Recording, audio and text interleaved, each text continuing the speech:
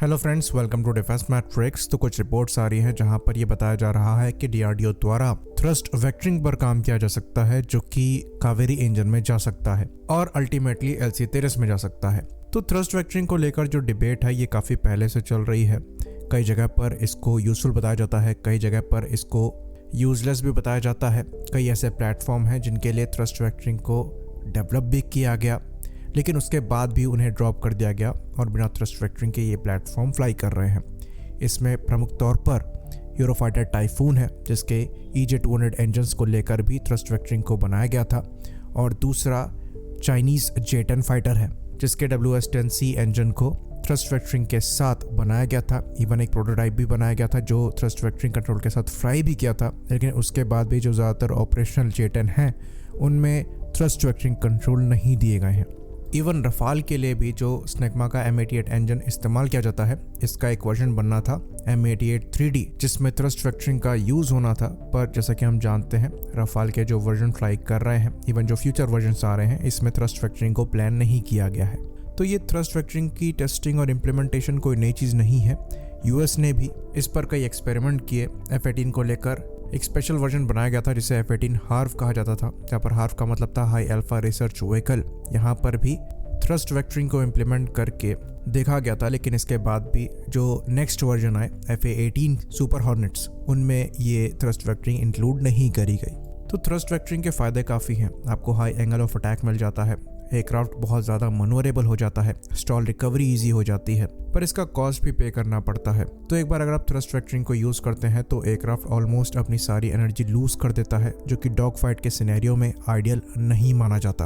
और जब तक आप एनर्जी रिकवर करेंगे तब तक हाई एनर्जी वाला एनिमी एयरक्राफ्ट आपकी तरफ टर्न करके आपको अपना निशाना बना सकता है। थ्रस्ट वेक्टरिंग से आपको एक अच्छा शॉट ज़रूर मिलेगा, लेकिन अगर आप वो मिस कर गए तो आप सीधे सीधे डिसएडवांटेज में आ जाएंगे। तो ये एरोबैटिक डिस्प्ले पे काफ़ी अच्छा लगता है, लेकिन एक्चुअल डॉग फाइट में बहुत ज़्यादा यूज़फुल नहीं है। और अगर एयरक्राफ्ट यहाँ पर डेल्टा विंग है तो वो तो वैसे ही एनर्जी काफ़ी ज़्यादा लूज करता है। थ्रस्ट वेक्टरिंग के साथ मामला और भी ख़राब हो जाएगा। साथ ही साथ थ्रस्ट वेक्टरिंग को लगाने का मतलब ये है कि आप अपने इंजन को थोड़ा भारी भी बना रहे हैं, साथ ही साथ उसकी जो मेंटेनेंस है उसको भी इंक्रीज़ कर रहे हैं। तो लॉन्ग टर्म में ये चीज़ देखी जाए ये आइडियल बिल्कुल नहीं है। कावेरी के केस की बात करें तो वैसे ही ये इंजन ओवरवेट है, इसका वेट कम रखने की कोशिश करी जा रही है। थ्रस्ट वेक्टरिंग को ऐड करने से वेट कम नहीं उल्टा ज़्यादा होगा। तो कावेरी के केस में तो ये बिल्कुल नेगेटिव हो जाता है। और अगर तेजस के साथ इस इंजन को आप ऐड करते हैं तो वहाँ पर वैसे ही रिक्वायरमेंट है कि थ्रस्ट नंबर ज़्यादा रहे, ताकि थ्रस्ट टू वेट रेशियो अच्छा हो सके और एयरक्राफ्ट ज़्यादा एनर्जी को सस्टेन कर पाए। तो कावेरी वैसे ही थ्रस्ट जो है ये रिक्वायर्ड थ्रस्ट से काफ़ी कम प्रोड्यूस करता है।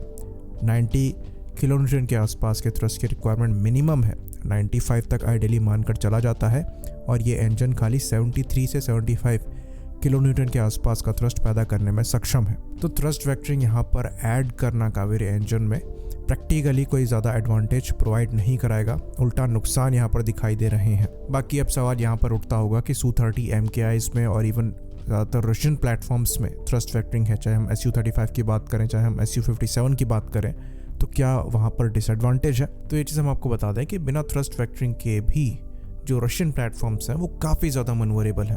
चाहे आप Su-30 MKI की बात कर लें, Su-35 की बात कर लें, या फिर Su-57 की बात कर लें। थ्रस्ट वेक्टरिंग एक ऑप्शनल कंट्रोल है जो कि यूज़ किया जा सकता है ज़रूरत पड़ने पर, और प्रैक्टिकली ये बहुत कम यूज़ किया जाता है। इवन जो MiG-29 है ये भी काफ़ी ज़्यादा मनोरेबल प्लेटफॉर्म है, वो भी बिना थ्रस्ट वेक्टरिंग के। और ऐसा नहीं है कि MiG-29 के लिए थ्रस्ट वेक्टरिंग प्रपोज नहीं करी गई थी। MiG-29 का एक वर्जन था जिसे MiG-29 OVT कहा जाता था, जिसमें RD-33 के RD-133 थ्रस्ट वेक्टरिंग इंजन्स लगाए गए थे, जिनमें 3D थ्रस्ट वेक्टरिंग थी। लेकिन उसके बाद भी जो बाद के MiG-29K आए, MiG-35 आए, उनमें थ्रस्ट वेक्टरिंग नहीं दी गई। इवन दूसरे MiG-29M वेरिएंट में भी थ्रस्ट वेक्टरिंग आपको नहीं मिलेगी, क्योंकि थ्रस्ट वेक्टरिंग की प्रैक्टिकल एप्लीकेशन जो है ये बहुत ज़्यादा नहीं है। फाइटर प्लेटफॉर्म के लिए एक डॉग फाइट में एनर्जी सबसे ज़्यादा इंपॉर्टेंट होती है। थ्रस्ट वेक्टरिंग यूज़ करने से वो एक बार में चली जाती है। तो ये एक कॉम्प्रोमाइज़ है जो कि इतना इम्पॉर्टेंट नहीं है, क्योंकि ये आपके इंजन को थोड़ा भारी बनाता है, साथ ही साथ उसकी मेंटेनेंस भी बढ़ाता है। इवन जो चाइनीज़ J-20 फाइटर है, इसमें भी अभी तक थ्रस्ट वेक्टरिंग इंजन को नहीं लगाया गया है। ऑल्दो प्रपोजल था, इनके पास ऑप्शन भी है, पर फिलहाल के लिए थ्रस्ट वेक्टरिंग को इस्तेमाल नहीं कर रहे हैं। ना ही कोरियन नेक्स्ट जनरेशन KF-21 बुरामे में इसको इस्तेमाल किया जा रहा है। तो हमारा पर्सनल ओपिनियन यहाँ पर यह है कि डेफिनेटली हमें इस फील्ड में रिसर्च करनी चाहिए, और अगर AMCA के साथ हमें proper thrust to weight ratio मिल रहा है और एक रिलायबल थ्रस्ट वेक्टरिंग सिस्टम को हम डेवलप कर पा रहे हैं, तो डेफिनेटली हमें AMCA के साथ ये ट्राई करके देखना चाहिए।